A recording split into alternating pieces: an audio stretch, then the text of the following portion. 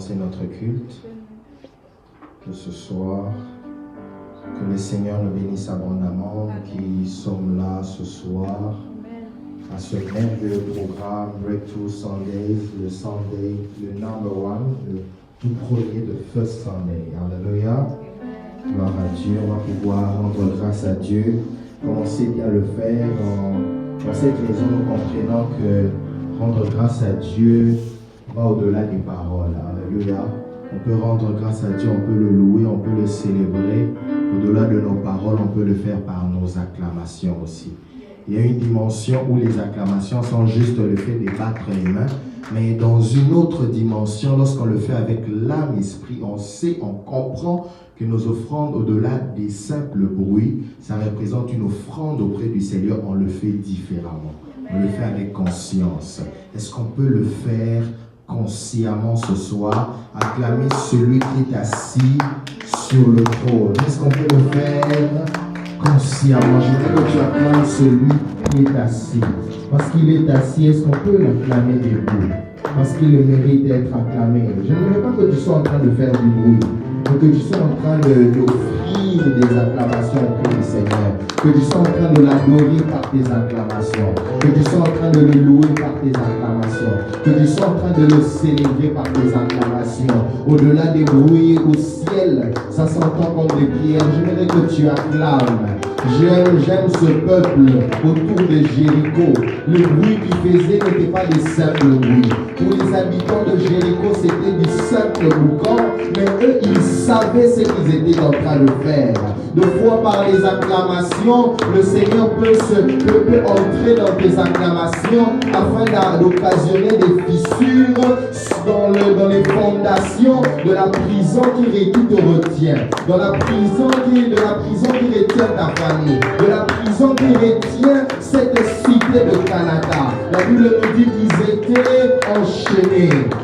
Ce soir, il n'y a pas quelqu'un enchaîné, mais eux, ils étaient frappés, enchaînés, ils étaient en prison, mais la Bible dit au milieu de la nuit. Ils se sont mis à célébrer le Seigneur, ils se sont mis à acclamer, à louer le Seigneur. Certainement, ils n'ont pas pu acclamer parce qu'ils étaient enchaînés, mais ils le faisaient par des cris de joie. Est-ce que tu peux ajouter des cris de joie également? Je ne sais pas ce qui est en train de se faire, mais je crois fermement que le Dieu qui a mandaté ces 4 dimanches est en train d'entrer dans tes acclamations afin de briser des chaînes. Entrer dans tes acclamations afin d'accomplir quelque chose de grand ce soir. Entrer dans tes acclamations afin que Jéricho puisse tomber.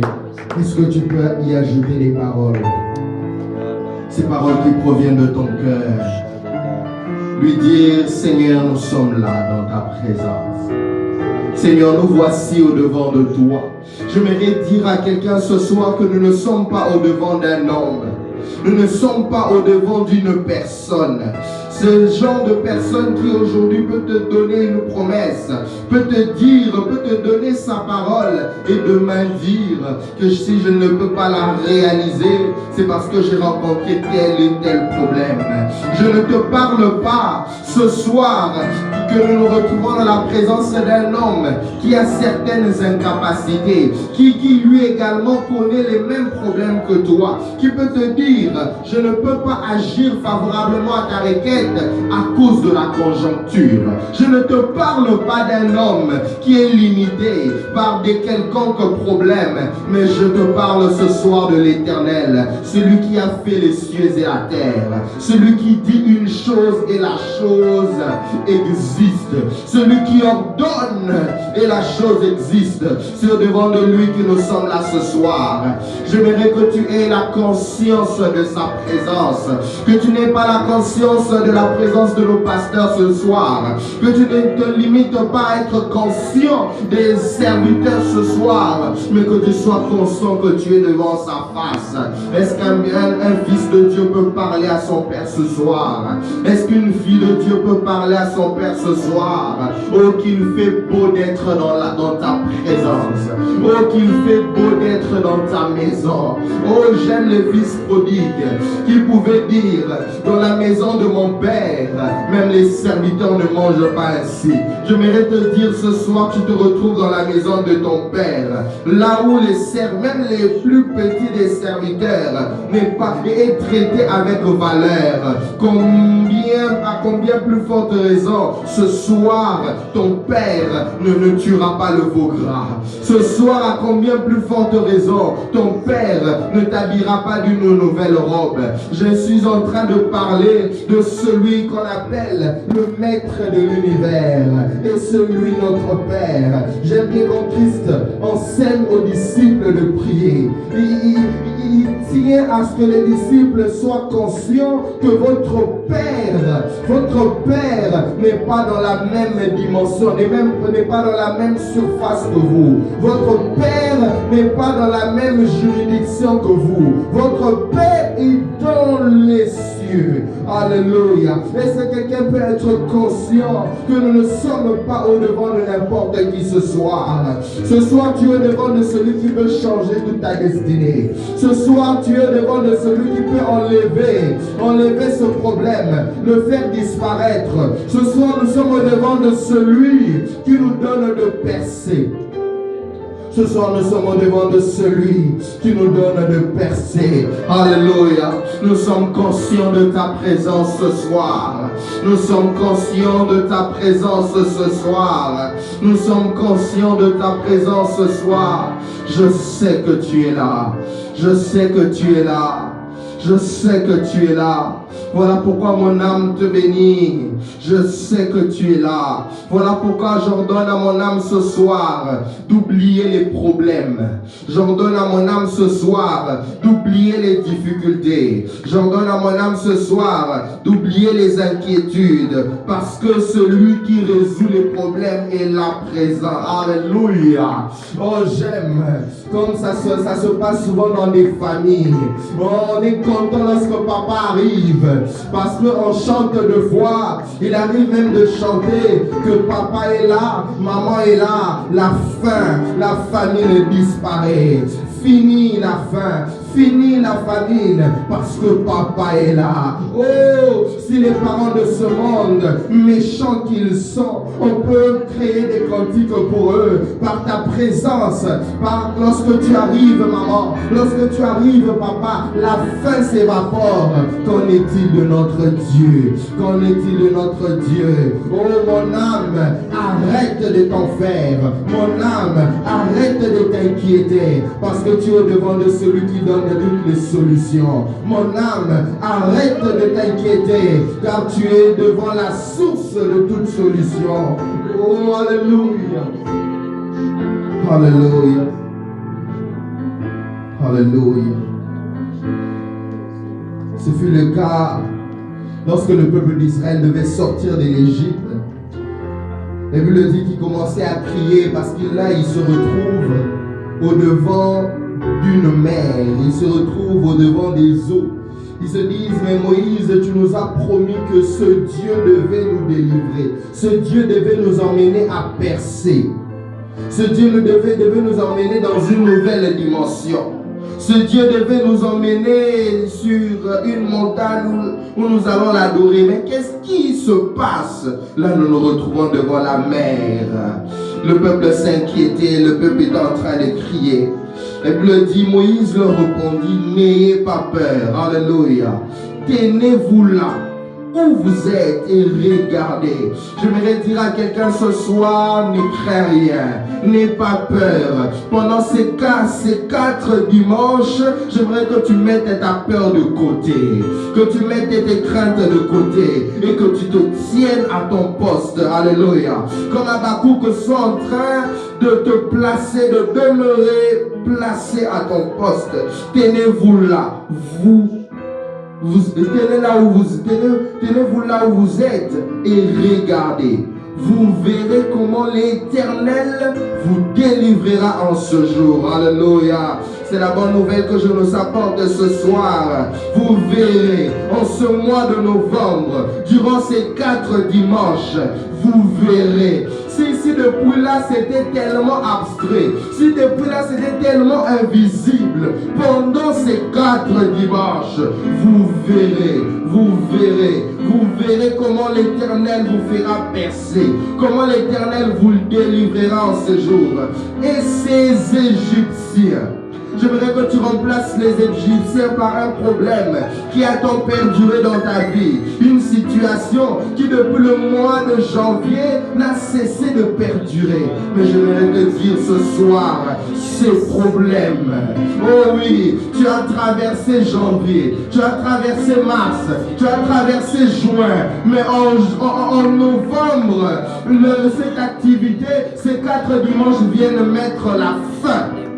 Viennent déclarer la fin de cette situation. Viennent déclarer la disparition de ces problèmes. Ces Égyptiens que vous voyez, vous ne les verrez plus jamais.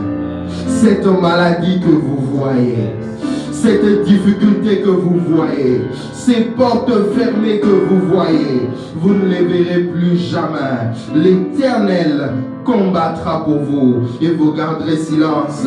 Le verset 15, l'Éternel dit à Moïse, pourquoi cries-tu vers moi?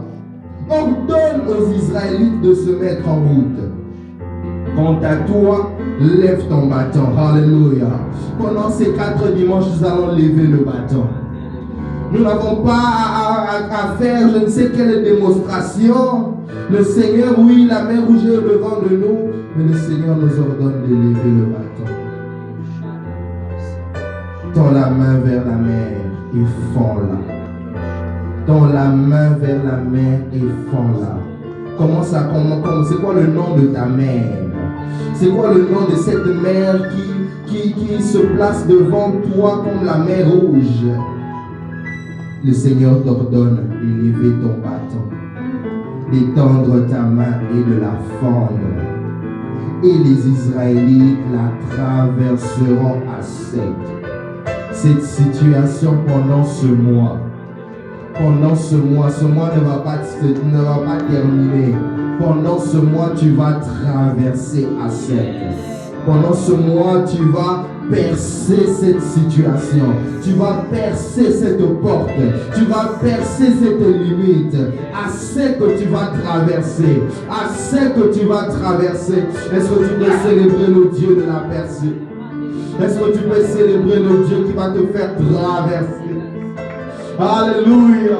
Tu vas nous faire traverser ce soir. Nous allons adorer le Dieu de la percée. Nous allons adorer ce Dieu parce qu'il le mérite. Alléluia.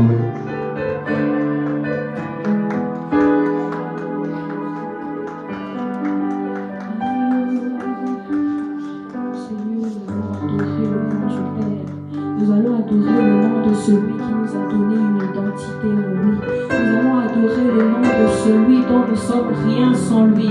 Nous allons adorer le nom de celui qui nous a sortis de la boue. Nous allons adorer le nom de celui qui dit une chose et il l'accomplit.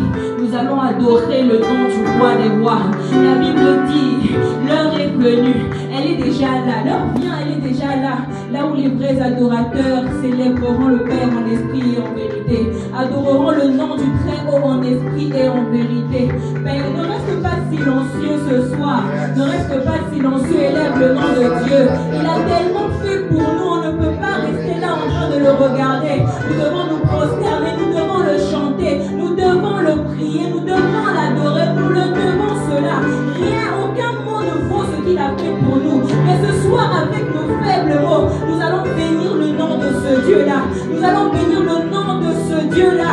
Notre Père, celui qui nous aime infiniment au-dessus de tout. Celui qui nous aime malgré notre souillure. Celui qui nous aime malgré nos faux pas. Malgré que parfois nous l'oublions. Lui, il est toujours là, il nous aime. Il est là, il nous aime. Il nous attend toujours. Même quand nous sommes derrière.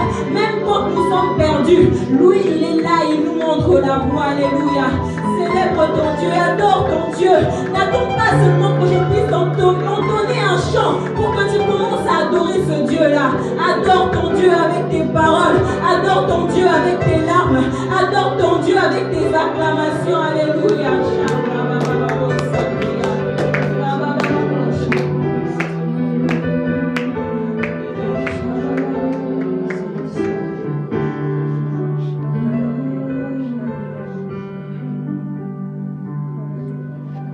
Je ne peux imaginer combien ça coûterait. À la croix, il a pris ma place. Mon Dieu s'est donné.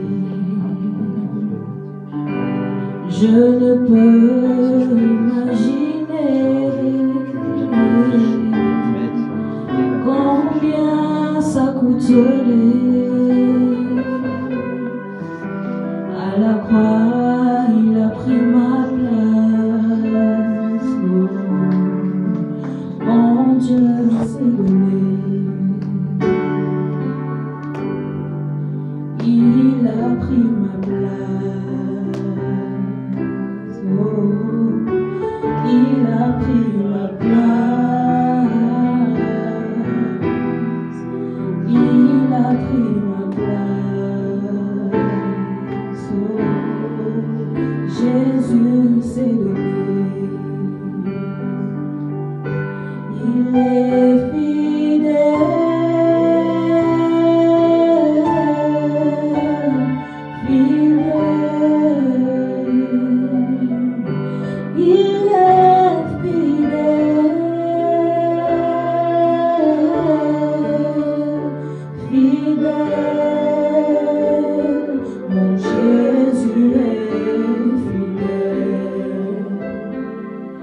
Jésus est fidèle, mon Jésus est fidèle, il est fidèle, mon Jésus est fidèle, oh il est fidèle, il est fidèle, fidèle, fidèle, il est Jésus.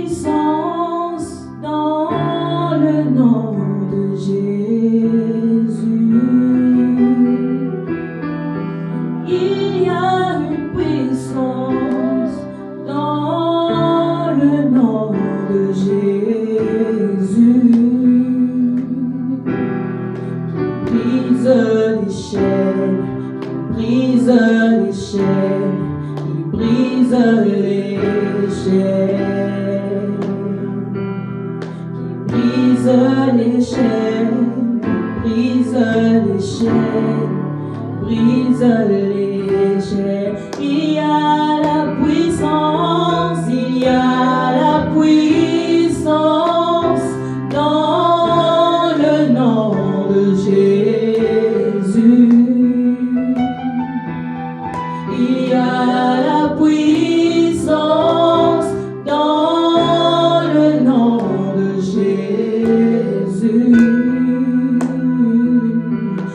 qui brise les chaînes, qui brise les chaînes, qui brise les chaînes, qui brise les chaînes, qui brise les chaînes, qui brise les chaînes. Oui, il y a la puissance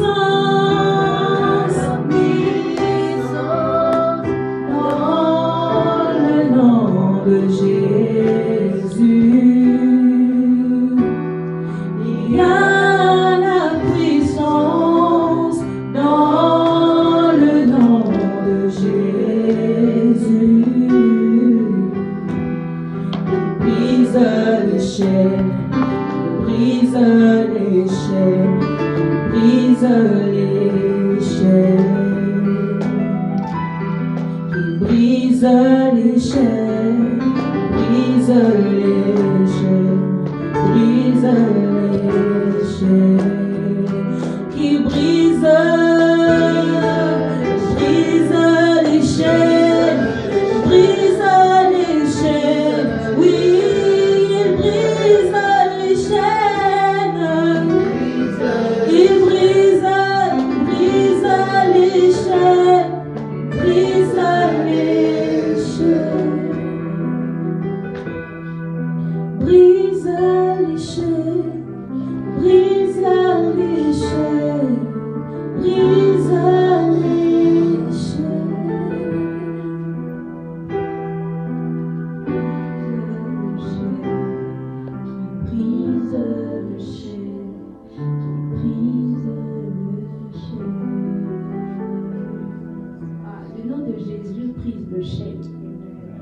Le nom de Jésus brise le chaîne. Tu es timide comme ça. Je suis en train de dire le nom de Jésus brise le chaîne. Le nom de Jésus brise le chaîne. Le nom de Jésus sauve. Le nom de Jésus bénit. Le nom de Jésus nous fait du bien. Cette semaine, j'ai une semaine qui était bizarre, si je peux le dire comme ça. Mais Dieu m'a fait grâce de se tenir debout aujourd'hui. J'étais gravement malade, couchée au lit. Je me disais, est-ce que c'est un AVC ou quoi? Mais Dieu m'a fait grâce. Je suis ici présent parmi vous. C'est pas au hasard, c'est une grâce que nous sommes en vie. Je ne sais pas pourquoi tu es timide. Est-ce que tu peux acclamer le Seigneur? Est-ce que tu peux te tenir debout? Est-ce que tu peux pousser le cri de joie? Est-ce que tu peux célébrer le nom de l'Éternel? Est-ce que tu peux élever le nom de Jésus? Est-ce que tu peux te lever et acclamer Jésus, pousser le cri de joie? Dieu est merveilleux, Dieu est merveilleux, Dieu est merveilleux, Dieu est merveilleux, Dieu est merveilleux, Dieu est merveilleux. Si tu as envie, acclame le Dieu tout-puissant. Je t'acclame le Dieu tout-puissant. Je te célèbre pour la vie, je te célèbre pour la vie de mon frère et de ma soeur ici présent. Je te célèbre pour tout ce que tu fais en ce lieu. Nous te bénissons, l'Éternel. Nous allons louer l'Éternel. Nous allons dire à Dieu, mon âme bénit l'Éternel et oublie lequel il s'est bien fait. Nous allons le louer, nous allons l'acclamer, nous allons le célébrer parce qu'il le mérite. Ah, est-ce que tu peux acclamer Dieu? Est-ce que tu peux acclamer Dieu? Est-ce que tu peux m'aider à acclamer le Seigneur? Ne sois pas triste, ne sois pas triste. Même si tu n'as pas vu ce que tu as demandé à Dieu, mais ne sois pas triste. Même si tu n'as pas vu, tu dis, est-ce que nous avons eu au catéché? Mais ne sois pas triste. Pourquoi tu dis, acclame le Seigneur? Acclame le Seigneur, acclame le Seigneur. Assurément, Dieu va nous faire du bien. Assurément, Dieu va nous faire du bien. La chanson est simple. C'est mon âme bénit l'Éternel et n'oublie aucun de ce bienfait. Quand je vois la bonté de mon Dieu briller sur le toit de ma maison, mon âme bénit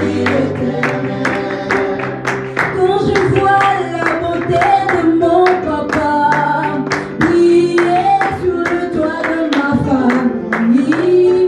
Mon âme bénit l'Éternel. Quand je vois la bonté de mon Dieu briller sur le toit de ma maison, mon âme bénit. Fais-le bien. Quand je vois la bonté de mon Dieu briller sur le toit de nos maisons, mon âme bénit l'Éternel. Quand je vois la bonté de mon Dieu briller sur le toit de nos maisons, mon âme bénit l'Éternel. Quand je vois la bonté de mon papa briller sur le toit de nos maisons, mon âme bénit l'Éternel. Mon âme bénit l'Éternel. Mon âme bénit l'Éternel. Mon âme bénit l'Éternel. Mon âme bénit l'Éternel. Mon âme bénit l'Éternel. Mon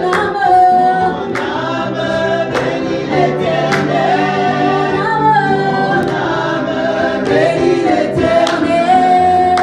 Mon âme bénit l'Éternel.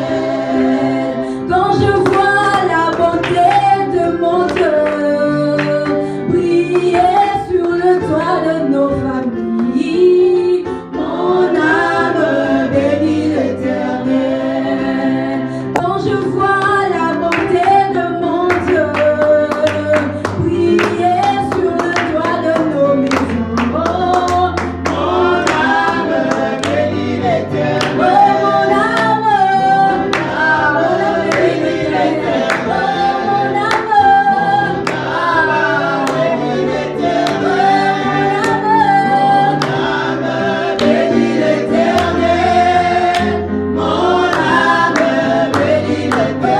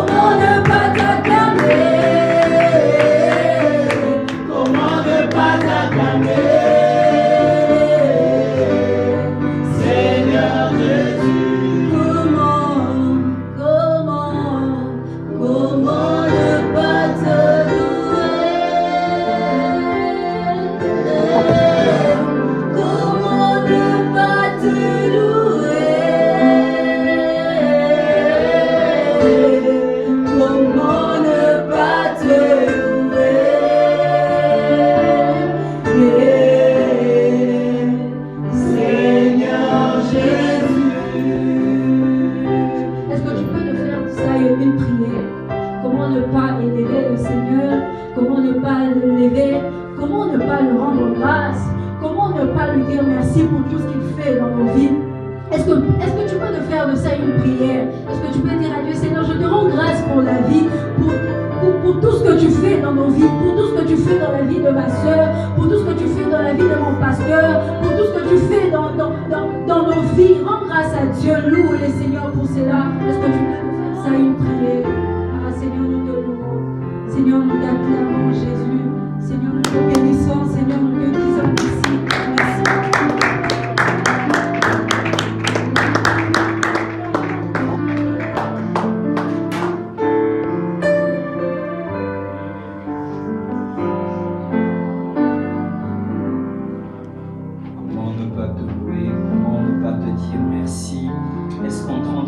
Et en tes propres mots, tu peux élever ta voix, dire à ton âme, mon âme bénit l'Éternel, mon âme n'oublie aucun de ses bienfaits.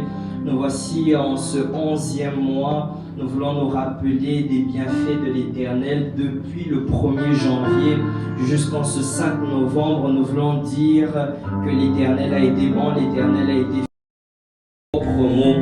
Tu peux élever ta voix et dire, Seigneur, je te rends grâce, Père, je te rends grâce éternel, je te rends grâce Dieu Tout-Puissant pour le don de la vie, pour l'être, pour le mouvement. Je te bénis, je te rends grâce, je te célèbre pour ma famille, pour mon mari, pour ma femme, pour mes enfants. Je te rends grâce pour le don de la vie. Je te rends grâce, éternel Dieu Tout-Puissant. Je te rends grâce, je te rends grâce.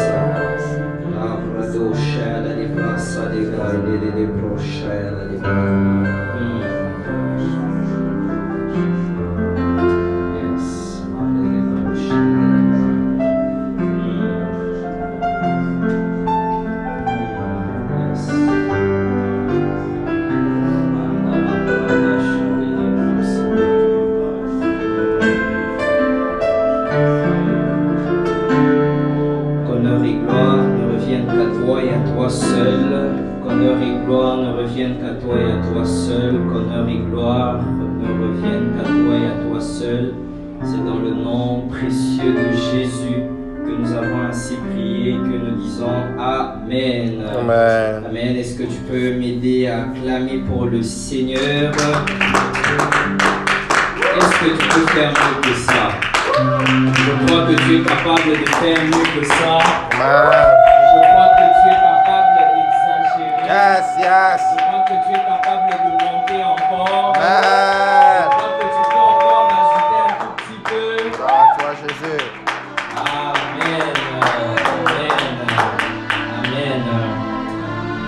Aide-moi à dire à ton voisin dimanche de percée.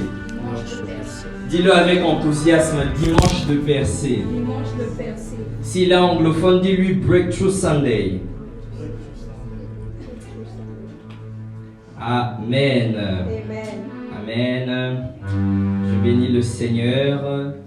Je lui rends honneur et gloire pour son élection dans ma vie. Je bénis aussi les visionnaires de cette œuvre, nos pasteurs, pour le fardeau qu'ils portent pour cette œuvre. Je bénis tout le comité des ouvriers. Je bénis les serviteurs de la maison, ainsi que ta présence au milieu de nous. Est-ce que tu peux acclamer pour toi-même?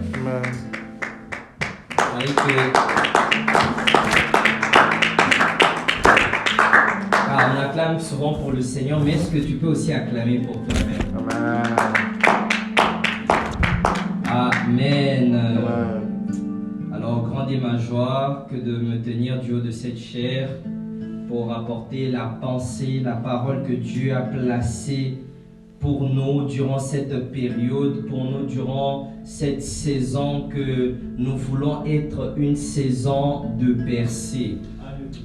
Et d'aucuns se demandent pourquoi dimanche de percée, pourquoi Breakthrough Sunday, pourquoi cette thématique, pourquoi parler de percée en fin d'année, pourquoi parler de percée le 11e mois de l'année, au mois de novembre. Parce que s'il faut parler de percée, logiquement, il faudrait parler peut-être en début d'année, afin de voir les résultats au cours de l'année. C'est ce que veut la logique, c'est ce que veut la pensée des hommes. Mais nous croyons que les dimanches de percée ne sont pas qu'un simple slogan. Amen. Nous croyons en cela parce que nous sommes de ceux qui croyons que même si les espoirs humains arrivent à commencer à faiblir parce que l'année est arrivée à la fin, on n'a pas vu l'accomplissement des promesses de Dieu, on n'a pas vu ce que Dieu avait promis depuis le début de l'année, depuis les années en arrière. Nous croyons que même en dernière minute, le Seigneur peut le faire. Amen. Et les dimanches de percée sont nés d'un besoin, le besoin d'aller encore plus loin, le besoin d'aller encore plus haut, le besoin d'aller encore plus vite. Premièrement, en tant qu'Église, parce que nous croyons que nous avons des objectifs à atteindre. Après Hello Canada, nous voulions voir le Dieu de la Bible continuer à agir dans nos vies et cela dans toute sa gloire. Amen. Et nous bénissons le Seigneur pour son serviteur, notre Père, l'apôtre Douglas, qui nous a introduits en ce temps si présent. Mais aussi en tant que personne, nous avons des défis à relever.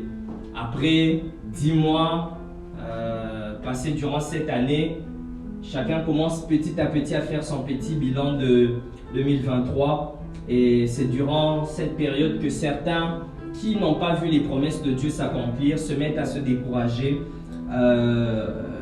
parce qu'ils n'ont pas vu ces promesses-là s'accomplir, ou bien parce qu'ils ont vécu échec après échec.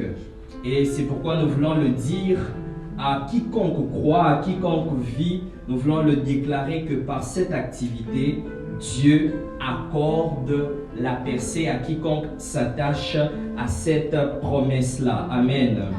Alors, parler de percée sous-entend plusieurs choses et notamment ça sous-entend qu'il y a quelque chose qui est érigé en obstacle ou en barrière face à une autre.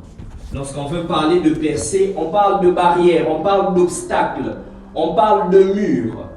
D'où la percée, c'est la conséquence de la rupture ou bien de la pénétration de cet obstacle et de cette barrière. Et durant ces 4 dimanches de percée, toute barrière, tout obstacle érigé devant toi s'écroulera au nom de Jésus. Amen. Répète après moi, je perce. Je perce. Et je percerai. Et je percerai. Durant ces 4 dimanches, je perce. Je perce. Et je percerai. Et je percerai. Et le thème qui a été choisi pour cette année, pour cette première édition, parce que nous croyons que cela sera une activité perpétuelle, une activité annuelle. Le thème de cette année, c'est Breakthrough in Every Way, ou si vous voulez, percer à tous égards, tiré de 3 Jean, le verset 1 à 2. C'est donc à tous égards, c'est donc dans tous les niveaux que ta percée doit être. Une percée spirituelle, mais aussi une percée financière, une percée ministérielle, mais aussi une percée professionnelle, une percée de l'esprit, mais aussi une percée de l'âme et du corps. Une percée à tous les niveaux. Et nous entrons dans cette percée à tous les niveaux possibles et imaginables au nom de Jésus. Non, et si tu le crois, donne-moi 3 bons amen. Amen. Amen. Amen. Alors d'entrée de jeu, dans ma petite introduction, je voudrais juste nous amener à réaliser ces instants que nous allons passer, ces 4 dimanches que nous allons passer. Je me rappelle un jour, en sortant de la fac, un ami m'a dit quelque chose qui m'a bouleversé dans ma compréhension de voir l'avenir. Il m'a dit un jour, mon cher, tu n'as pas à attendre à vivre les tempêtes pour commencer à prier contre ça. Tu n'as pas à vivre les tempêtes pour commencer à prier contre ça. Tu peux les anticiper. Parce qu'il est possible qu'il y ait des tempêtes qui surviennent dans nos vies, qui sont au-delà de nos prières, qui vont certainement surgir. Mais nous croyons aussi qu'il y a ces tempêtes-là qu'on peut anticiper. Et j'ai aimé ce qu'un homme de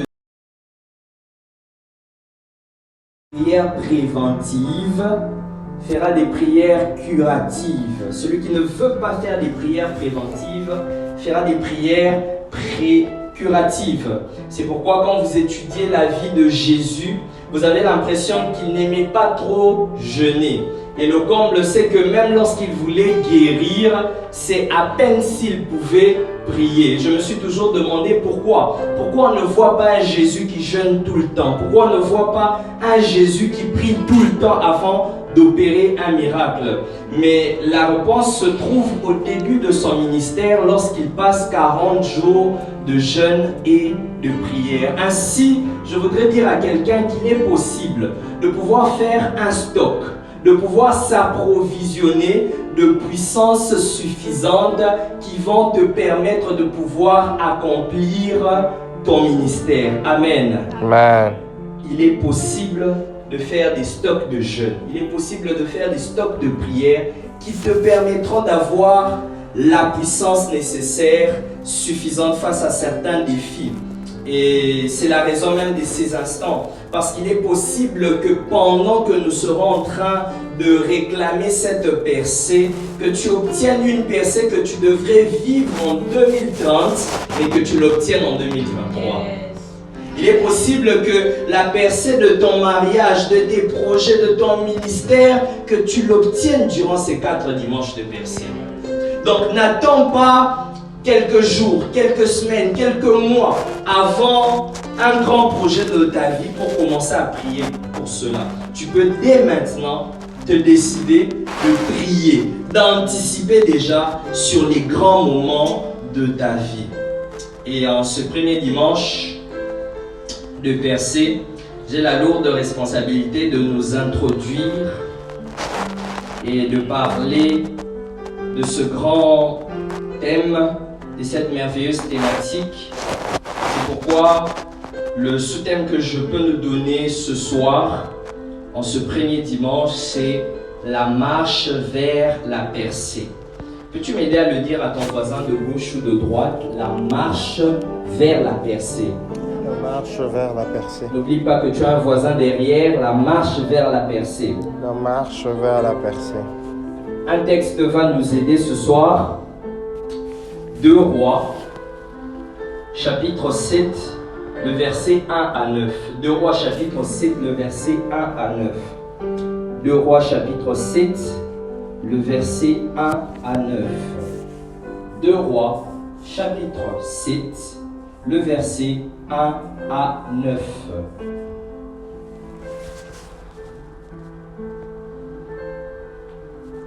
Alors je lis au nom du Seigneur. Amen. Élisée dit: écoutez la parole de l'Éternel. Ainsi parle l'Éternel. Demain, à 7 heures, on aura une mesure de fleur de farine pour un cycle et 2 mesures d'orge pour un cycle à la porte de Samarie.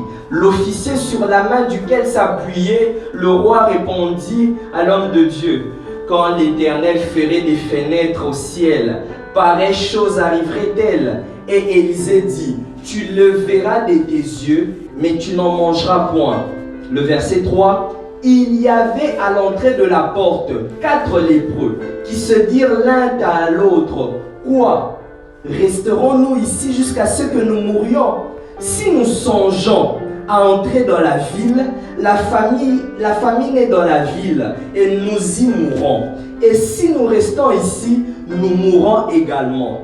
Allons nous jeter dans les camps des Syriens. S'ils nous laissent vivre, nous vivrons. Et s'ils nous font mourir, nous mourrons. Ils partirent donc au crépuscule pour se rendre au camp des Syriens. Et lorsqu'ils furent arrivés à l'entrée des camps des Syriens, voici, il n'y avait personne. Le Seigneur avait fait entendre dans le camp des Syriens un bruit de chars, et un bruit de chevaux, le bruit d'une grande armée. Et ils s'étaient dit l'un à l'autre, voici le roi d'Israël a pris à sa solde contre nous les rois des Étiens et les rois des Égyptiens pour venir nous attaquer. Et ils se levèrent et prirent la fuite au crépuscule, abandonnant leurs tentes, leurs chevaux et leurs ânes. Le camp tel qu'il était, et ils s'enfuirent pour sauver leur vie. Les lépreux, étant arrivés à l'entrée du camp, pénétrèrent dans une tente, mangèrent et burent, et emportèrent de l'argent, de l'or et des vêtements qu'ils allèrent cacher. Ils revinrent, pénétrèrent dans une autre tente, et emportèrent des objets qu'ils allèrent cacher. Puis ils se dirent l'un à l'autre, nous n'agissons pas bien. Cette journée est une journée de bonnes nouvelles. Si nous gardons le silence et si nous attendons jusqu'à la lumière du matin, le châtiment nous atteindra. Venez maintenant et allons informer la maison du roi. Que Dieu bénisse sa parole. Amen. Alors pour circonscrire notre texte que nous venons de lire, de 2 Rois chapitre 7 versets 1 à 9, nous sommes dans un contexte de famine et de très grande famine alors en Israël. Pour vous donner juste l'image et l'ampleur même de cette famine, la gravité de cette famine, venez avec moi dans 2 Rois chapitre 6 de versets 28 à 29, le chapitre qui précède. La Bible dit au verset 28, et le roi dit, qu'as-tu? Elle répondit, cette femme-là m'a dit, donne ton fils, nous le mangerons aujourd'hui et demain nous mangerons mon fils. Nous avons fait cuire mon fils et nous l'avons mangé. Et le jour suivant, je lui ai dit, donne ton fils et nous le mangerons, mais elle a caché son fils. Alors, la famine avait atteint un niveau où les gens étaient devenus cannibales. Et le chapitre que nous venons de lire, qui précède le chapitre de notre texte de base, 2 mères viennent se présenter devant du roi à cause d'un différend. Elles se sont décidées, parce que nous avons très faim, aujourd'hui on va manger ton fils, demain on va manger le mien. Mais au lendemain, l'une, celle qui avait mangé le fils de l'autre, cache son fils afin de ne pas manger son fils. Donc la famine était à son comble, les rendant ainsi cannibales. Et le roi d'Israël s'agite parce que ça ne l'est pas. Parce qu'il ne peut pas imaginer que son peuple est arrivé jusqu'à ce niveau-là. Alors il se décide de mettre à mort le prophète de l'époque, Élisée. Le roi envoie donc quelqu'un, après le texte que nous avons lu, le roi envoie quelqu'un chercher Élisée afin de le faire tuer. Mais Élisée, vous le connaissez, avait l'esprit de Dieu au point qu'il pouvait anticiper les plans et les desseins qui étaient dans le roi. Et alors qu'on envoie chercher quelqu'un pour faire tuer Élisée, Élisée lui-même va se rendre dans la maison royale. Dans un temps de crise totale, pendant qu'il y a une grande famine, la parole de l'Éternel tombe dans la bouche d'Élisée et Élisée se met à prophétiser, Élisée se met à le déclarer comme nous l'avons lu. J'aimerais ici ouvrir une parenthèse pour dire que même dans un temps de crise, même dans un temps de chaos, dans un temps de défi ou d'enjeu, nous devons toujours nous attacher à l'ainsi dit l'Éternel. Amen. Parce que l'ainsi dit l'Éternel est cette boussole-là, cette lumière qui sait nous conduire et qui nous permet de conduire d'une quelconque crise vers la percée. Amen. La Bible déclare dans Genèse 1 au verset 2, la terre était informe et vide, il y avait des ténèbres à la surface de l'abîme et l'Esprit de Dieu se mouvait au-dessus des eaux. Dieu dit que la lumière soit et la lumière fut. S'il y a une saison dans laquelle Dieu aime parler, s'il y a une saison dans laquelle Dieu devient de plus en plus bavard, c'est quand il y a l'informe et vide. Je m'étonne toujours de ce texte parce que le texte décrit que c'est une situation chaotique. Et le verbe même qui est utilisé, c'est tohu bohu, une confusion totale.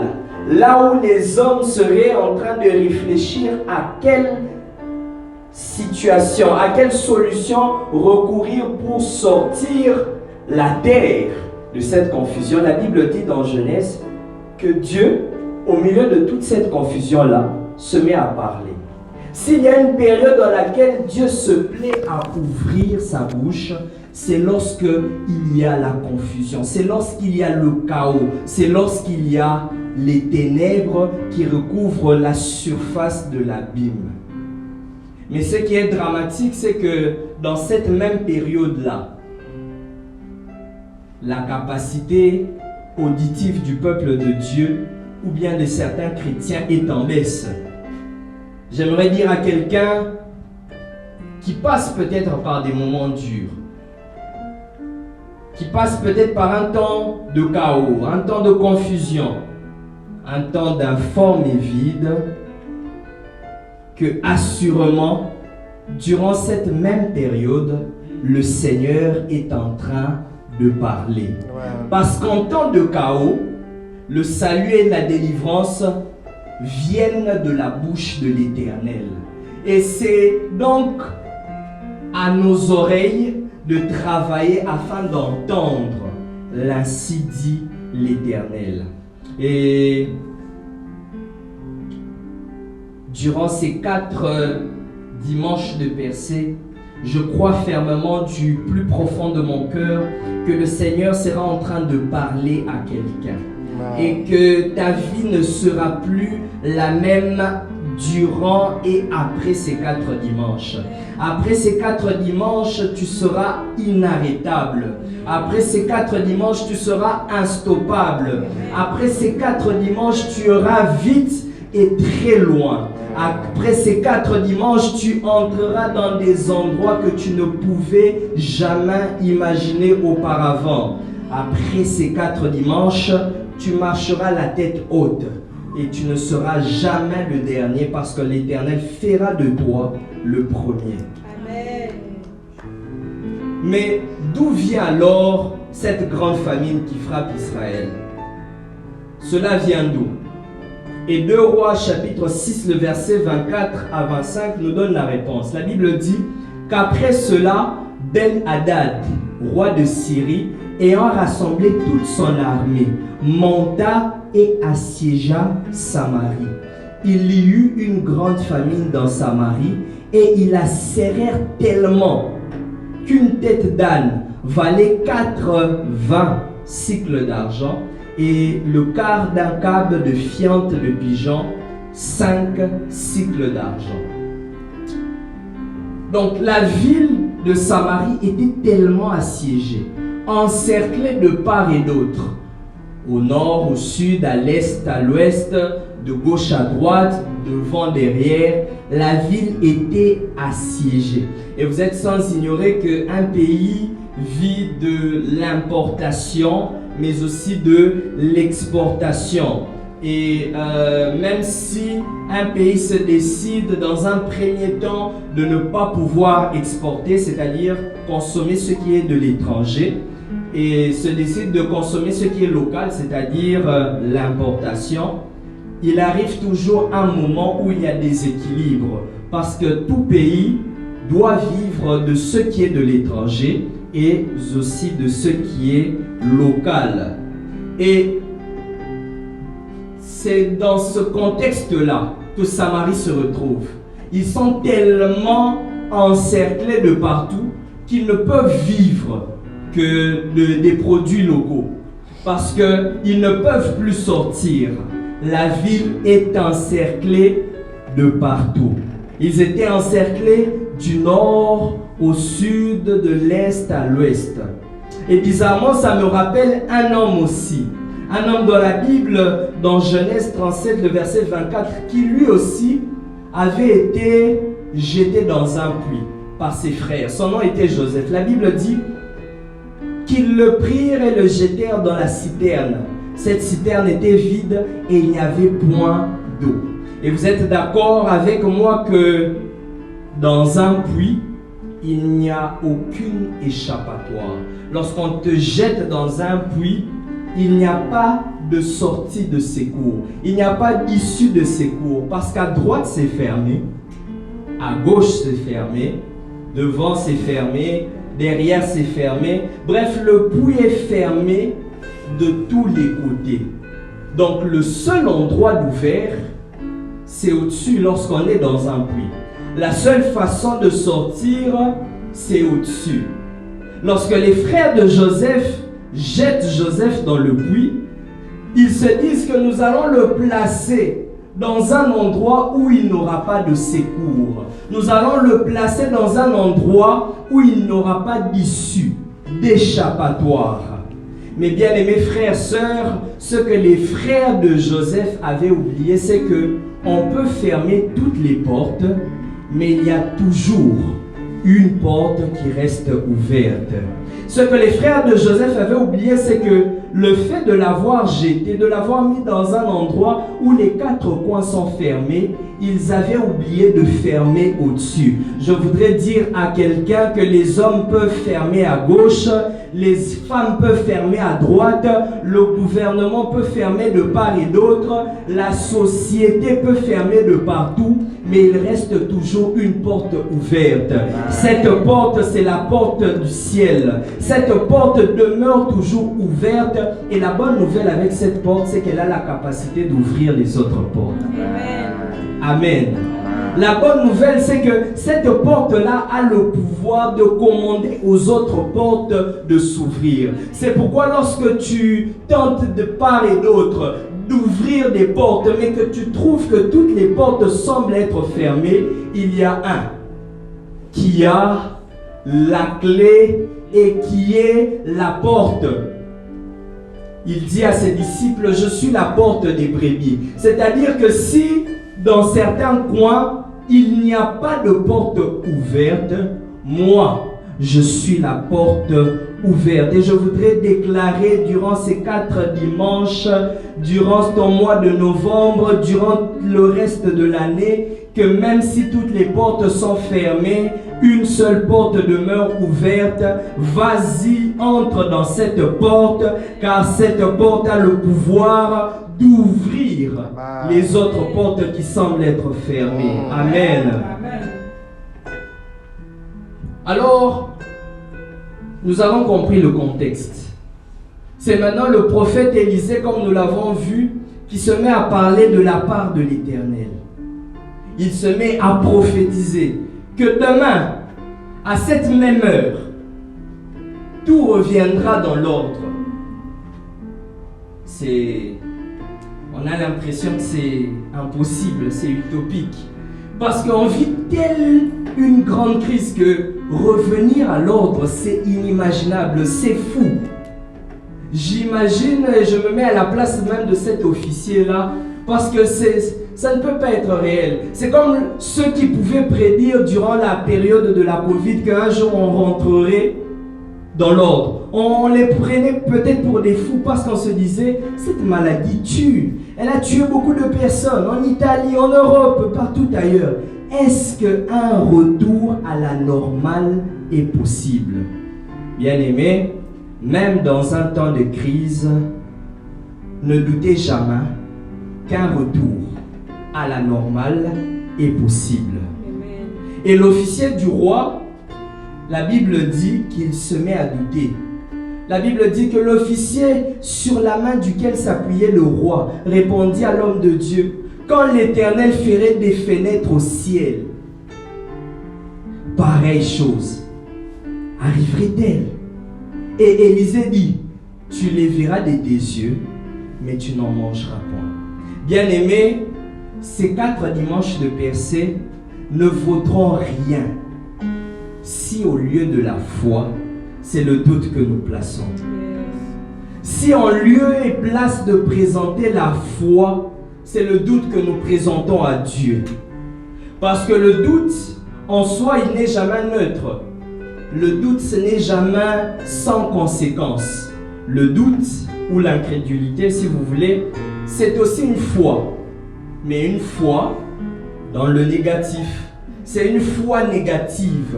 Le doute, ce n'est jamais rien. Non, j'ai douté, donc rien ne va se passer. Le fait de douter, c'est croire. Mais croire en l'impossibilité. Croire en l'incapacité. C'est croire mal ou mal croire. C'est croire que ce qu'on a déclaré, ce qu'on a dit dans ma vie, je ne pense pas. Et qui le dit?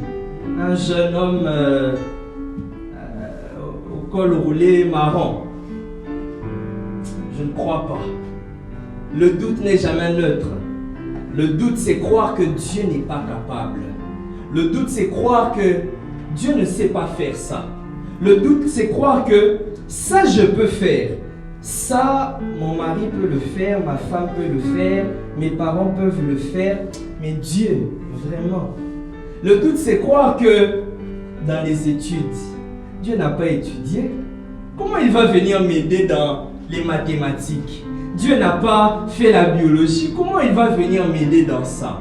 Le doute, c'est croire que, bon, tout ce qui est immigration, il faut aller se référer à l'agent de l'immigration. Dieu ne peut pas. On ne va pas déranger Dieu. C'est sous-entendre que Dieu n'est pas capable. Bénir en millions, donner la prospérité, le succès, la percée. Non, je vais juste demander au frère Esdras parce qu'il a plusieurs contacts, il va me référer, il va me recommander. Donc, ça là, Dieu ne sait pas faire. Ça là, il faut aller vers l'homme lui-même. Mais la Bible dit et me renseigne qu'à l'Éternel, la terre et tout ce qu'elle renferme. Tout ce qui est de visible et même d'invisible. La Bible dit qu'à l'Éternel, la terre et tout ce qu'elle renferme. Et si la foi produit des résultats ou des conséquences positives, le doute, lui, aussi produit des résultats et des conséquences négatives. C'est pourquoi, quand l'officier du roi a douté, Élisée a dit, tu verras, mais tu ne goûteras pas. Celui qui doute aussi verra effectivement dans la vie des autres, mais ne goûtera pas, ne touchera pas à ce que Dieu a promis. Alors, à bon entendeur, mais le verset qui vient après, c'est le verset 3. La Bible dit, au verset 3, il y avait à l'entrée de la porte 4 lépreux qui se dirent l'un à l'autre, quoi? Resterons-nous ici jusqu'à ce que nous mourions?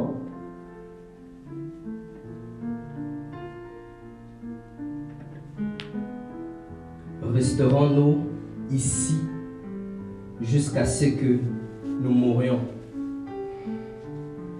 Le verset 3, lorsque vous lisez ce texte, c'est comme si le verset 3 met fin à la discussion qu'il y avait entre Élie, le roi, l'officier du roi. Pour nous introduire dans une autre scène, on voit subitement, automatiquement un changement de scène. Brusque alors. C'est comme si le narrateur change d'image tout d'un coup. On était comme dans un film. On filme d'abord la causerie qu'il y a dans un salon. Et puis bizarrement, la deuxième séquence ou la séquence qui suit, on voit directement des enfants en train de courir dans la rue. Le narrateur donc change de scène à partir du verset 3. Le Saint-Esprit quitte le palais royal et sort de la ville. Ne sort même pas du palais. Il sort complètement de la ville. Il va en dehors de la ville. Le Saint-Esprit quitte le lieu où la prophétie a été donnée pour aller ailleurs. Il quitte le plus bel endroit de la ville pour aller dans l'endroit le plus méprisant de ce pays-là. Je voudrais dire à quelqu'un, je ne sais pas dans quel endroit tu te retrouves. Je ne sais pas si tu es au palais, je ne sais pas si tu es en dehors de la ville, mais je sais une chose, c'est qu'il n'existe pas un endroit où le Seigneur ne peut pas s'y rendre. Que tu sois au palais royal ou que tu sois en dehors de la ville, Dieu peut et il sait comment nous localiser. Que tu sois dans l'abondance ou que tu sois dans le manque, Dieu sait toujours où nous trouver. Que tu habites dans le confort ou que tu vives dans la disette, Dieu connaît toujours notre adresse. Et une chose est sûre, durant les 4 dimanches de percée, le Seigneur viendra te visiter. C'est cela ton partage, c'est cela ta portion dans le nom de Jésus. Alors le Saint-Esprit va en dehors de la ville et il rencontre maintenant, il nous présente 4 lépreux. Laissez-moi vous dire pourquoi les 4 lépreux étaient en dehors de la ville. La lèpre à l'époque était une maladie de la peau contagieuse et transmissible par le contact.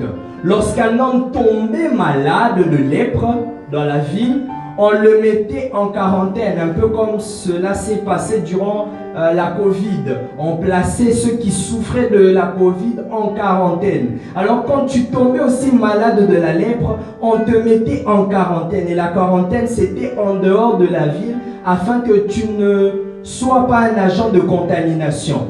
Donc il est possible que les 4 lépreux aient un temps habité dans la ville, mais se retrouvent en dehors de la ville. Parce qu'on a constaté leur maladie, la société, le pays, la ville, le gouvernement de l'époque les a écartés de la ville.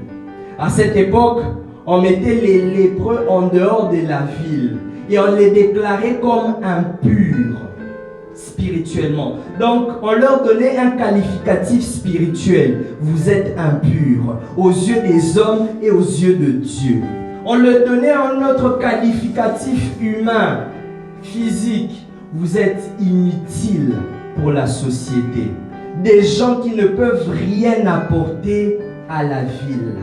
Des gens qui ne peuvent rien apporter au pays. Des gens qui ne peuvent rien apporter à leur famille.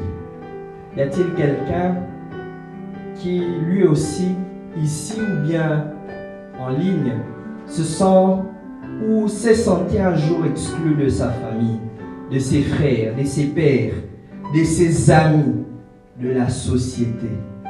La bonne nouvelle que je suis venu t'apporter ce soir, c'est que tu es l'accomplissement d'une prophétie suspendue quelque part. Amen. Je voudrais mieux le dire, tu es la prophétie, tu es l'accomplissement d'une prophétie suspendue quelque part. Amen.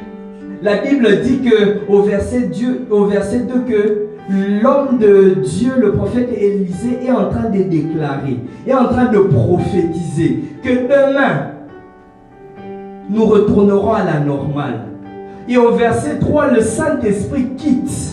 Viens maintenant montrer qui sont ces agents-là qui vont accomplir la prophétie qui a été donnée au verset 2. Je voudrais dire encore à quelqu'un que tu es la réponse à la prière de quelqu'un. Tu es la réponse à la prière d'un groupe de personnes quelque part.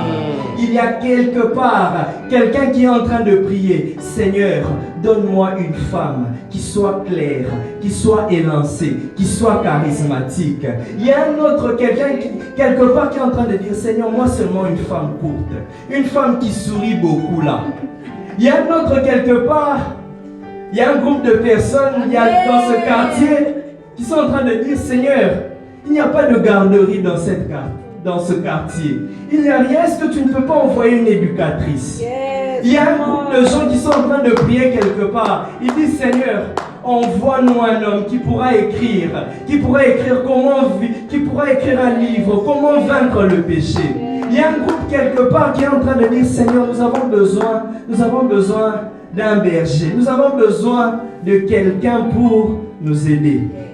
Si vous êtes reconnu, donnez-moi un amen. Amen. Bref, tu n'es pas là sur terre juste pour être là. Ton existence, ta vie est la solution à un problème quelque part. Ta vie est la réponse de quelqu'un. Quelqu'un se pose des questions et tu es en tant que personne la réponse à sa prière. Nous croyons que même en tant qu'Église, l'Éternel a vu que Canada est tellement malade. J'ai besoin d'une église, j'ai besoin d'un groupe de personnes à qui je donnerai le mandat d'être l'arbre de vie. Amen. Et c'est ce que nous voulons croire. Amen. Alors ces lépreux n'ont même pas entendu parler de la prophétie parce qu'ils étaient à des milliers de kilomètres. Ils étaient très loin du palais royal. Ils étaient, la Bible le dit, ils étaient en dehors de la ville. J'aime le Seigneur qui fait des choses qui étonnent à l'entendement des hommes. La Bible dit, et c'est Paul qui le dit dans 1 Corinthiens 1, le verset 27 à 28, il dit « Mais Dieu a choisi les choses folles pour confondre les sages. Dieu a choisi les choses faibles du monde pour confondre les fortes. Et Dieu a choisi les choses viles du monde et celles qu'on méprise, celles qui ne sont point pour réduire à néant celles qui le sont. » Je voudrais le dire, même seulement avec notre couleur de peau, même seulement avec le français que nous avons, même avec le petit anglais que nous nous débrouillons là, nous bougerons la ville de Canada, nous bougerons Ontario, nous bougerons tout le Canada. Ils vont dire, mais vous ne venez que de l'Afrique. On va dire justement, c'est parce que nous venons de l'Afrique là, que nous sommes venus ici pour vous convertir. En tout cas, j'ai envie de dire que le gouvernement n'est pas prêt. Dieu va nous prendre, va faire de nos vies des instruments pour accomplir ses desseins dans notre génération. Quand on a commencé cette œuvre, je me rappelle le premier dimanche lorsqu'on est retourné, nous nous appelions avec le cordon Esdras et la sœur Aline, nous nous appelions la génération de la double portion. C'est-à-dire que nous ferons plus que nos pères. Dans la Bible, celui qui parle de double portion, c'est Élisée, justement celui qui a prophétisé. Il a fait de son vivant le double des miracles que Élie avait fait de son vivant. C'est-à-dire que si Élie avait fait 10 miracles, Élisée en avait fait 20. Si Élie avait fait 100 miracles, Élisée en avait fait 200. Et je voudrais aussi le déclarer dans ta vie que tu feras plus que tes parents, tu feras plus que tes pères, tu feras plus que tes amis, tu feras plus que ceux qui t'ont précédé. Et l'Éternel sera avec toi. C'est pourquoi je prie le Seigneur que même lorsque les âmes, les fidèles et membres viendront dans cette église, parce que ces paroles ont été prononcées du haut de cette chair, dans ce temple, qu'eux aussi vivent et reçoivent cette double portion. Amen. Mais rappelez-vous, notre thème s'intitule « La marche vers la percée ». Et c'est ici que commence mon message. Amen. Amen. La Bible dit, et je ferai vite, alors les 4 lépreux se sont parlé entre eux. Ils se dirent l'un à l'autre, dans la ville, il y a la famine. Les gens y meurent. Si donc on rentre dans la ville, on mourra à cause de la faim. Ils se disent maintenant, en dehors de la ville là où nous sommes, deuxièmement, nous mourrons aussi. Parce que nous vivons en principe, et les lépreux vivaient des restes de ce qu'on envoyait dans la ville, des déchets de ce qu'on envoyait de la ville vers le dehors de la ville. Alors il se dit, dans la ville déjà, ils sont en train de se manger entre eux. Si nous restons ici, nous allons encore mourir. parce que même les miettes ne nous parviennent plus. Mais ils se disent troisièmement, mais dans le camp des Syriens, nos ennemis, il y a quand même de la nourriture. Alors si nous nous jetons dans le camp des Syriens, deux probabilités. Dans la ville et en dehors de la ville, il n'y avait qu'une seule probabilité, mourir dans tous les cas. Mais maintenant dans le camp des Syriens, une autre probabilité s'ajoute, une autre alternative s'ajoute. Soit ils peuvent nous laisser vivre à cause de notre état et nous allons manger, soit ils vont nous le faire mourir. Mais dans tous les cas, mieux vaut mourir là-bas qu'ici ou dans la ville. Bien-aimés, nous nous retrouvons tous un jour à ce stade de notre vie où il faut prendre une décision cruciale pour notre vie. Dans les trois cas, les quatre lépreux, il y avait la possibilité de mourir.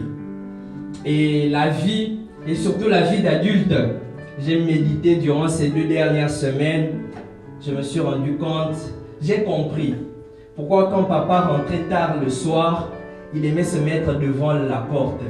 C'est parce qu'il y a tellement de choses qui se passent dans la tête d'un homme, d'un père de famille, d'un chef de famille, qu'il doit réfléchir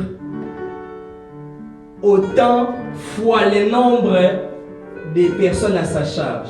Ses frères, sa femme, ses enfants. Et prendre des décisions, faire des choix, ce sera toujours le quotidien de tout homme. Que ce soit un homme, mais aussi une femme. Je suis né dans une famille de plusieurs garçons et quelques filles. Et chez nous, on a toujours traité les hommes comme des rois, comme des princes. Quand nous grandissions, ma mère disait à moi et à mes frères, un garçon n'entre pas dans la cuisine. Est-ce que vous avez déjà vu votre père entrer dans la cuisine? Si un garçon entre pour faire la cuisine, les seins sortiront de sa poitrine. Du coup, la seule nourriture que je savais faire, c'était bouillir de l'eau. Et c'est en venant au Canada que j'ai compris que manger, ce n'est pas seulement McDo, KFC, Tim Hortons, et j'en passe, et qu'il fallait aussi faire de la nourriture consistante. Et c'est là que j'ai commencé à dire, maman, qu'est-ce que tu m'as fait? Maman, tu m'as tué. Je me rappelle la première fois que j'ai décidé de préparer.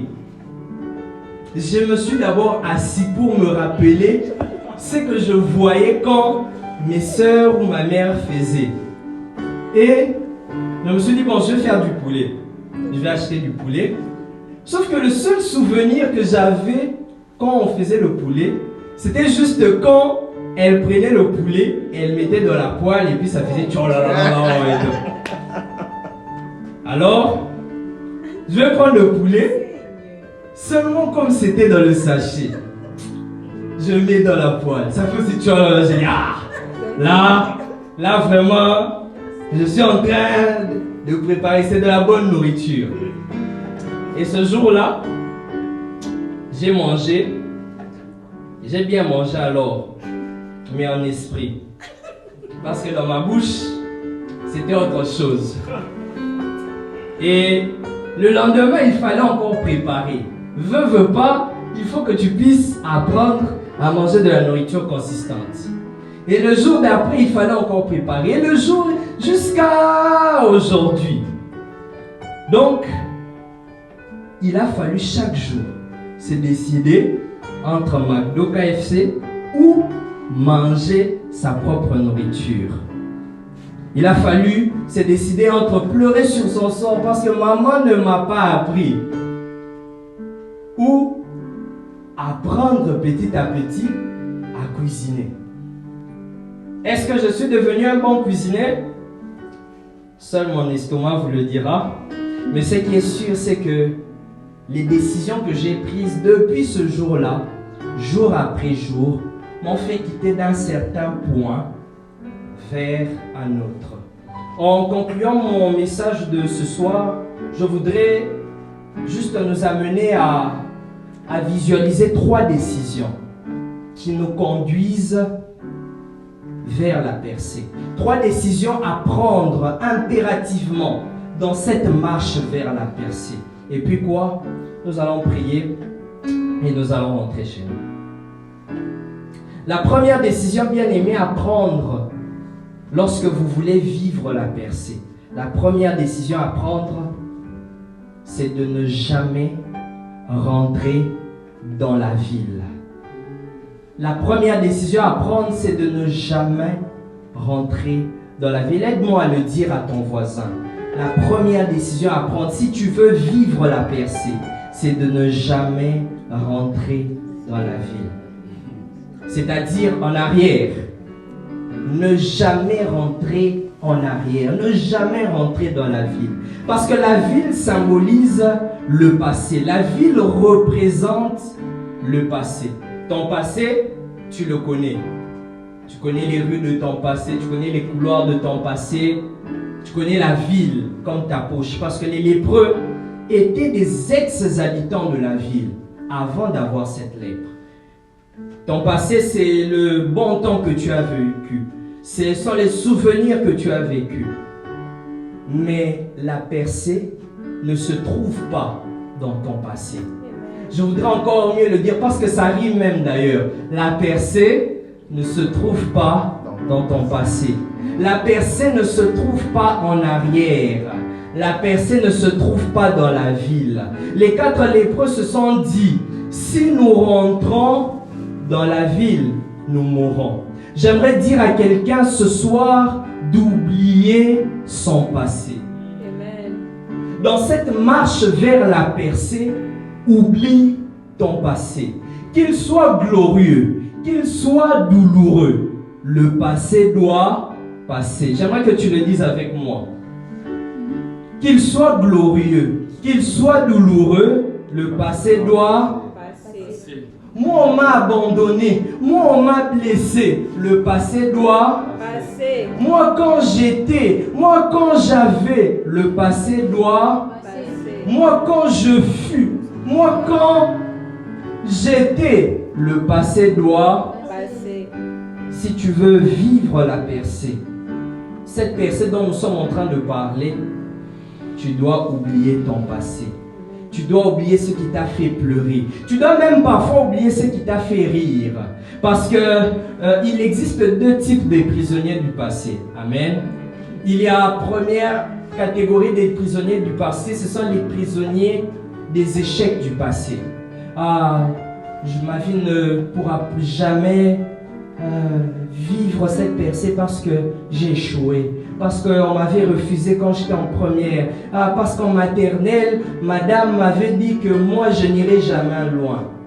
Mais la deuxième catégorie aussi des prisonniers du passé, ce sont ceux qui vivent dans un succès là du passé. Je me rappelle quand nous étions là, nous prêchions, les jeunes ne font rien. Là, c'est souvent le discours des anciens rétrogrades. Donc, les jeunes, nous avions aussi ce zèle-là. Nous étions zélés. C'est une gloire. C'est un succès, mais dans le passé. C'est quand j'avais touché les 10 000 $. Est-ce que vous avez déjà touché à 10 000 $? Non. Ce sont des victoires, mais passées. La Bible dit dans Genèse 19 que, parlant de l'histoire de la femme de Lot, que les théologiens appellent Édith, la Bible dit que la femme de Lot regarda en arrière et elle devint une statue de sel. Elle était tellement attachée à son passé parce que certainement elle avait des commerces là-bas, elle avait certains biens, peut-être de l'argent, peut-être des immobiliers. Mais lorsque l'Éternel a dit ne pas regarder en arrière, son cœur était resté prisonnier du passé. Et lorsqu'elle a regardé en arrière, elle s'est changée en statue de sel. Il est possible que tu regardes en arrière, mais que tu ne sois pas changé en statue de sel. C'est possible. Mais lorsqu'on tourne, lorsqu'on fixe trop son regard vers le passé, on finit par être prisonnier de ce passé-là. C'est pourquoi je voudrais dire à quelqu'un, oublie tes échecs, oublie tes succès, oublie ce qui t'a fait pleurer, oublie ce qui t'a fait rire, car la percée n'est pas dans ton passé. Amen. Amen. Vous voyez que ça rime. La percée n'est pas dans le passé, donc oublie. Mais il se dit encore, si nous restons ici, c'est-à-dire en dehors de la ville, nous mourrons quand même. Oui, on a oublié notre passé, on a oublié la ville, on ne va pas rentrer en arrière parce qu'il y a la mort là-bas. Frère Berger, ce que tu as dit, c'est vrai. Je ne vais pas regarder à mon passé, en arrière, aux années passées, aux mois passés. Mais dans mon présent aussi, c'est la même conséquence. Ils se disent, même ici, il y a quand même la mort. Hier, il y avait la mort. Dans mon passé, dans la ville, il y avait la mort. Mais même ici, il y a la mort. Bien-aimé, la deuxième décision à prendre, si tu veux vivre la percée, la deuxième décision à prendre, c'est de ne pas rester en dehors de la ville. Est-ce que tu peux le dire à ton voisin? Ne pas rester en dehors de la ville. Ne pas rester en dehors de la ville. Ne pas rester en dehors de la ville, cela veut dire ne pas rester sur place. Ne pas faire du sur place. Parce que le dehors de la ville symbolise le présent. Ça représente le présent. Ton présent, tu le connais. Tu sais que dans tes poches, tu as autant. Tu sais que dans ton compte en banque, tu as autant. Tu sais que lorsque tu vas rentrer, tu as ceci, tu as cela. Tu connais tes actifs, tu connais tes passifs. Tu connais les rues de ton présent. Tu connais les couloirs de ton présent. Il est peut-être même satisfaisant parce que tu trouves du confort. Tu te dis, bon, j'ai déjà accompli ça. Bon, je suis à l'aise dans mon présent. Mais je voudrais dire à quelqu'un, la percée ne se trouve pas dans son présent. Amen. Amen. La percée ne se trouve pas en restant sur place. La percée ne se trouve pas en dehors de la ville. Et les 4 lépreux l'ont compris. Ils disent que si nous restons ici, nous finirons par mourir quand même. J'aimerais dire à quelqu'un qui a commencé à être trop confortable dans son présent. Dans cette marche vers la percée, ne reste jamais statique. Ne fais jamais du surplace. Ne reste jamais plus d'un mois dans une même dimension de gloire. Qu'il soit glorieux ou douloureux ton présent, tu dois le quitter. Amen. Tu dois quitter ton présent. J'aimerais dire à une catégorie de personnes qui ne sont peut-être pas prisonniers de leur présent, mais qui sont déjà satisfaits de leur présent. Ils se disent que bon, j'ai déjà tout accompli, je suis dans ma zone de confort, cela me suffit, j'ai l'onction, j'ai la grâce. Nous avons des grands orateurs ici, nous avons des merveilleux chantres, on a un bon job, on a une belle voiture, on a une maison, on a des enfants. J'aimerais dire à quelqu'un que malgré le confort du présent, Dieu a plus grand pour nous demain. Amen. Le confort, c'est bien. Être dans sa zone de confort, c'est bien. Mais Dieu n'aime pas, et vous l'étudierez si vous êtes vraiment étudiant de la parole, vous le verrez même que Dieu n'aime pas ce qui est statique. C'est pourquoi même quand le peuple d'Israël quitte l'Égypte, il ne leur dit pas de construire des maisons dans le désert. Parce que le désert est fait pour être traversé. Dieu voudrait dire à quelqu'un qu'il y a un Cana quelque part. Alors j'interdis quelqu'un qui a déjà commencé à construire dans son désert, qui a commencé à faire un château dans le désert, avis de démolition parce qu'il y a Cana quelque part. Je voudrais dire à une autre personne qui s'est dit que bon, moi la vallée de l'ombre de la mort, ce sera ça mon terminus, ce sera ça mon habitation. Dieu vient me dire qu'il a prévu une table en face des adversaires. Lorsque tu arriveras à cette table-là, il oindra ta tête d'huile et il fera déborder ta coupe. C'est pourquoi je t'interdis, même dans la vallée de l'ombre de la mort, de commencer à dire que c'est ici que je mourrai, c'est ici que je vivrai pour toujours. Avis de démolition, il y a une table que l'Éternel a prévue pour toi. Amen. Dieu a plus grand pour nous demain. Amen. Malgré le confort que nous avons actuellement en tant qu'Église, malgré l'onction qui peut se dégager ici, je crois qu'il y a une onction des 120 membres.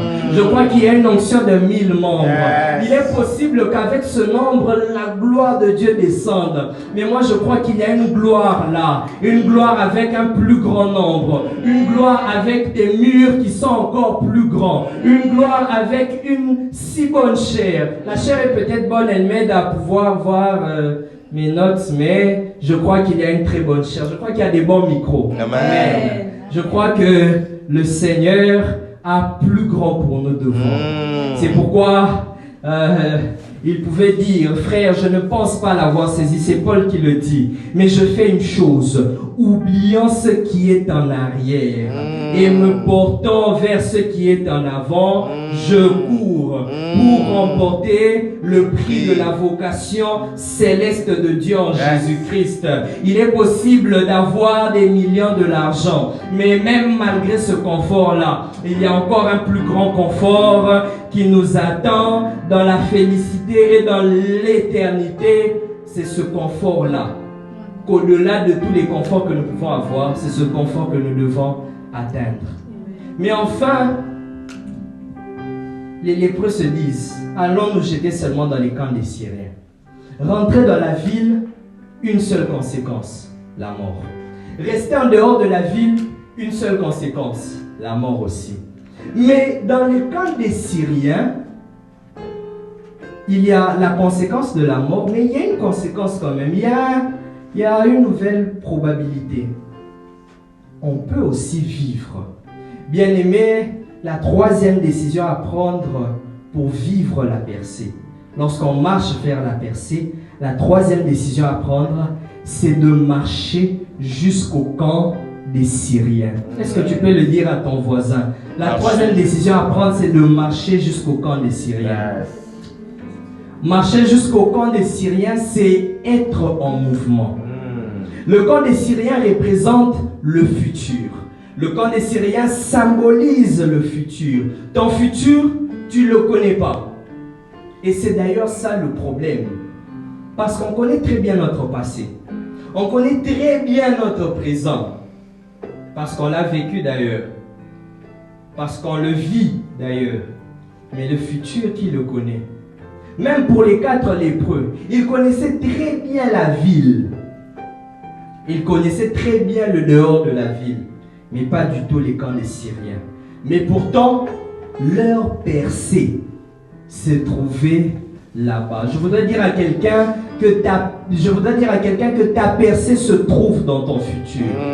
La percée se trouve lorsqu'on se met en mouvement. La percée se trouve lorsqu'on va dans les camps des Syriens. La marche vers la percée, c'est aller vers son futur, même si on ne le connaît pas. Est-ce que je sais le nombre de personnes qu'on aura à TL City à la fin de l'année 2024? Je ne sais pas, mais j'accepte de faire le pari, d'aller quand même. Nous acceptons de faire le pari, d'aller quand même. Oui, le futur est peut-être mystérieux. Il est peut-être incertain. On a peut-être peur. On se dit, est-ce que si j'investis dans ça, j'aurai vraiment des résultats? On se dit, est-ce que si j'applique là-bas, est-ce que j'aurai vraiment ce job-là, ce poste-là? Le futur nous déstabilise, le futur nous fait peur. Et les lépreux le connaissent, le comprennent même. Ils se disent que oui, on peut être tué, mais on peut aussi nous laisser la vie on peut aussi nous laisser en vie. Il y a la probabilité de mourir, mais il y a aussi la probabilité de vivre. Je conclus mon message ici en disant que celui qui accepte finalement que sa percée se trouve dans son futur, celui qui accepte d'être en mouvement, c'est celui-là qui marche avec Dieu. Et la bonne nouvelle, c'est que parce que tu marches avec Dieu, Dieu précède toujours ton futur. C'est pourquoi la Bible dit, ils arrivèrent dans le camp des Syriens et ils trouvèrent le camp désert. Parce que les Syriens ont entendu. Dieu a fait entendre aux Syriens le bruit des chars et de chevaux. Mais ce qui m'étonne dans ce texte-là, c'est qu'il n'était que 4 lépreux. Donc, 8 jambes au total. Mais je ne comprends pas le rapport qu'il y a entre le bruit de 8 jambes et le bruit des chars et de chevaux. Je voudrais dire à quelqu'un, même si tu fais des petits pas, le Seigneur est capable de les amplifier parce que Dieu marche toujours avec ceux qui sont en mouvement. Dieu précède toujours les mouvements de ceux qui se décident que croire que la solution ne se trouve pas dans le présent, mais dans le futur. Exode 14, le verset 13 à 23. Je bénis le Seigneur pour l'homme de Dieu qui a parlé de ce texte. J'ai senti que le Seigneur voulait vraiment que j'aille dans cette direction. La Bible dit que le peuple d'Israël est devant une situation impossible, devant une situation compliquée. Devant eux, la mer Rouge. Derrière eux, les pharaons et ses cavaliers qui sont en train de venir. Devant eux, ils peuvent mourir par noyade. Derrière eux, ils vont mourir certainement par l'épée. Mais regardez les mathématiques de Dieu. Regardez l'alchimie de Dieu. Dieu a utilisé ce qui était devant eux pour engloutir ce qu'il y avait derrière eux. La bonne nouvelle, et je voudrais le déclarer dans la vie de quelqu'un, c'est que ton futur te délivrera de tes peines passées. Dieu utilisera ces dimanches de percée pour te faire oublier tous les mois passés. Dieu utilisera l'année 2024 pour te faire oublier les années de percée. C'est pourquoi je déclare dans ta vie que tu vivras une grande et une glorieuse percée. Que Dieu bénisse sa parole. Nous sommes déjà debout. Nous voulons prier le Seigneur. Tu vas juste le déclarer que je vivrai la percée. Je vivrai cette percée. La percée que nous sommes en train de parler n'est pas juste un slogan, juste pour faire beau, juste pour que on se dise que waouh, ils ont parlé de breakthrough, ils ont parlé de percée. Ces choses que nous sommes en train de parler, ce sont les choses que nous vivrons. C'est pourquoi déclare dans ta vie que parce que tu es en mouvement, l'Éternel t'accorde de vivre cette percée. Est-ce qu'en 30 secondes, mon temps est largement dépassé, mais en 30 secondes seulement, est-ce que tu peux déclarer que le Seigneur te fera oublier tes peines du passé, ce qui t'a fait pleurer hier, ce qui était ton sujet de honte hier, le Seigneur te fera oublier. Ah, je voudrais dire à quelqu'un, comme il a dit dans Agé, la gloire de la seconde demeure sera plus grande que la première. Il y a quelqu'un qui a déjà commencé à dire, Seigneur, je me rappelle dans le passé quand j'avais la gloire, quand j'avais l'argent, quand j'avais l'onction, est-ce que je peux encore avoir et tout? Le Seigneur m'envoie te dire que la gloire de la seconde demeure, la gloire de la seconde onction, la gloire de la seconde voiture, la gloire du second poste, la gloire oh, je ne sais quoi, sera plus grande. Il est possible que tu aies touché une certaine somme d'argent, mais le Seigneur m'envoie te dire que tu toucheras plus que cela. Tu toucheras plus que cela. Tu vivras plus que cela. Ah, je voudrais le dire.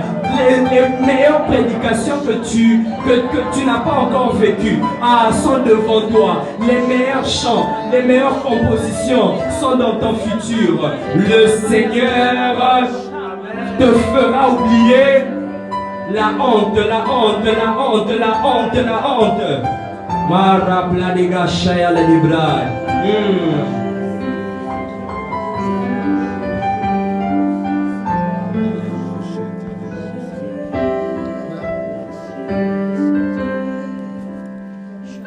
Alléluia.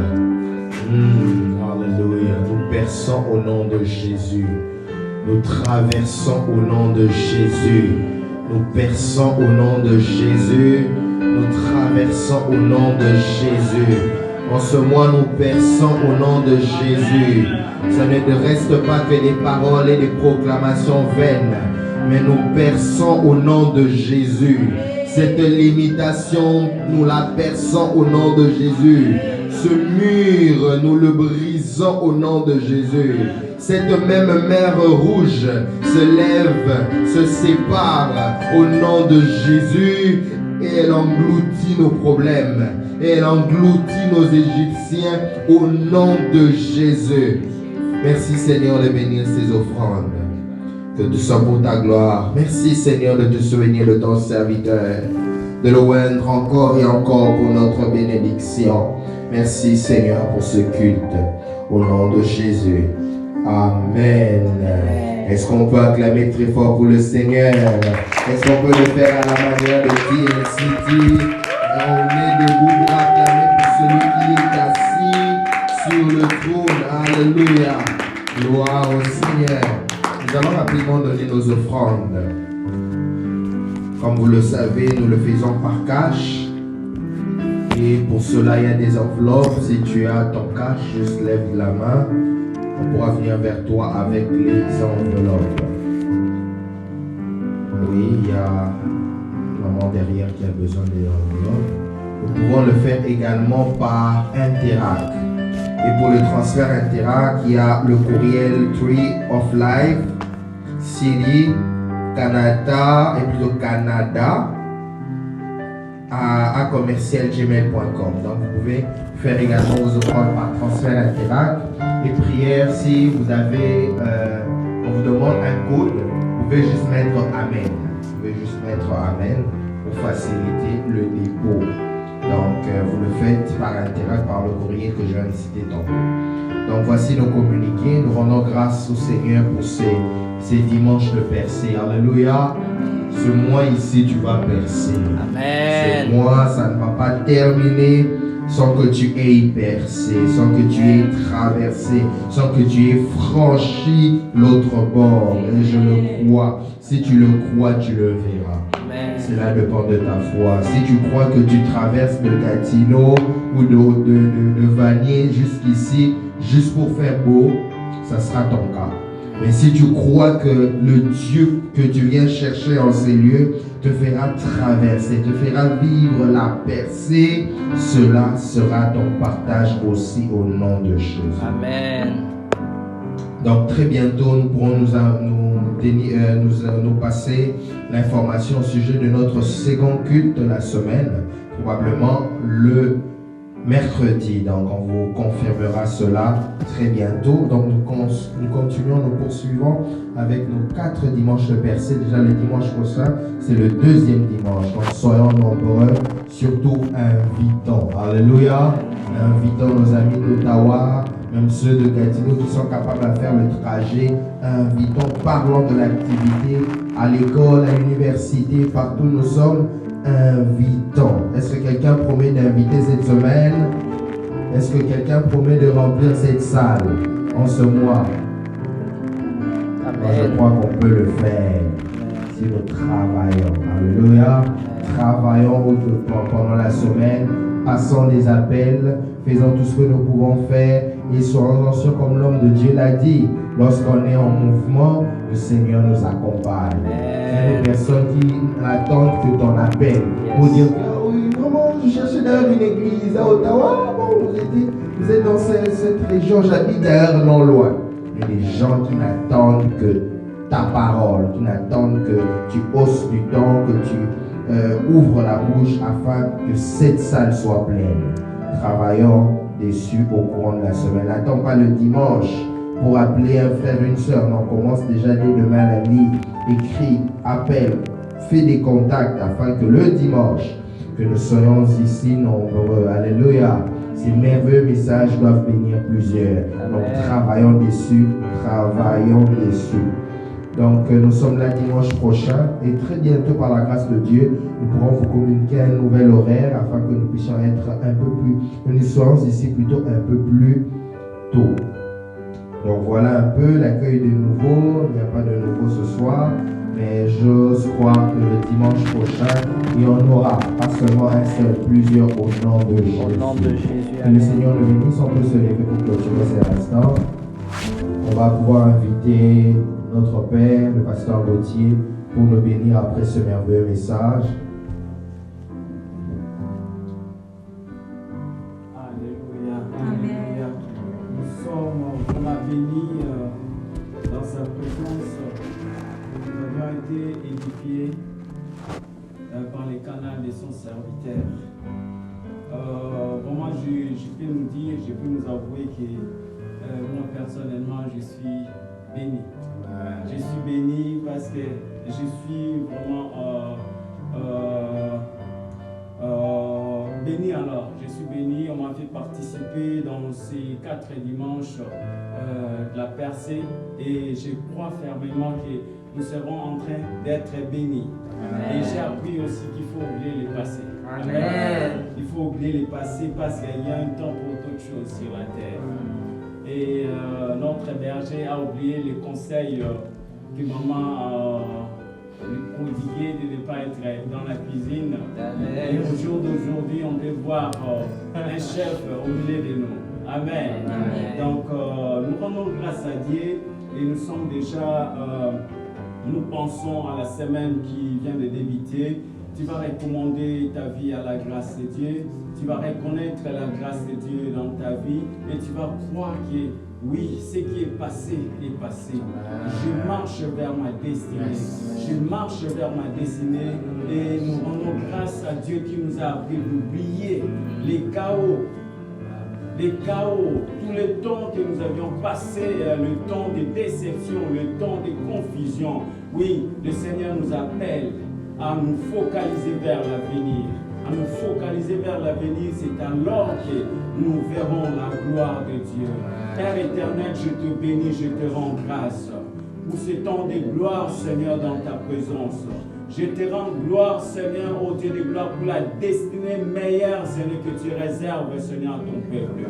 Je te rends grâce, Seigneur, pour ces 4 dimanches, Seigneur. Merci, Seigneur, de poser les fondements, ô Dieu Tout-Puissant. Un fondement solide, Seigneur. Un fondement solide, alors, Seigneur.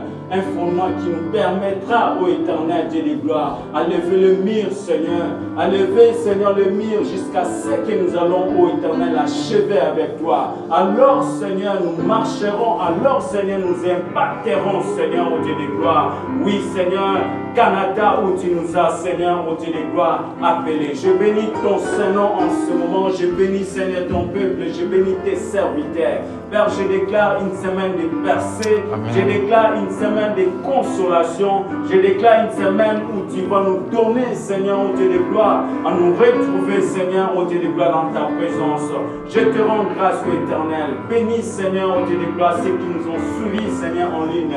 Bénis, Seigneur, nos retours. Bénis nos entreprises. Ô Père, je te recommande les restes, Seigneur, ô Dieu de gloire. L'enchaînement, Seigneur, ô Dieu de gloire, de ces enseignements, Seigneur. Je te recommande, Seigneur, le dimanche prochain, le dimanche qui va suivre. Ainsi, Seigneur, quand nous clôturerons, Seigneur, avec ces 4 dimanches. Ô Père, je vois déjà la gloire de Dieu, Seigneur, dans la maison. Je vois déjà la percée, Seigneur, ô Dieu de gloire. Je vois un futur glorieux, Seigneur, dans la vie, Seigneur, de ton peuple. Béni soit ton nom, ô Dieu de gloire. Merci, pour ce moment glorieux passé dans ta présence. Nous retour à ta grâce. Bénis ton peuple. C'est dans le nom puissant et glorieux de Jésus que nous avons ainsi prié. Amen, amen, amen. Amen. Shalom et bon début de semaine. Amen. Et le Seigneur vous bénisse. Amen.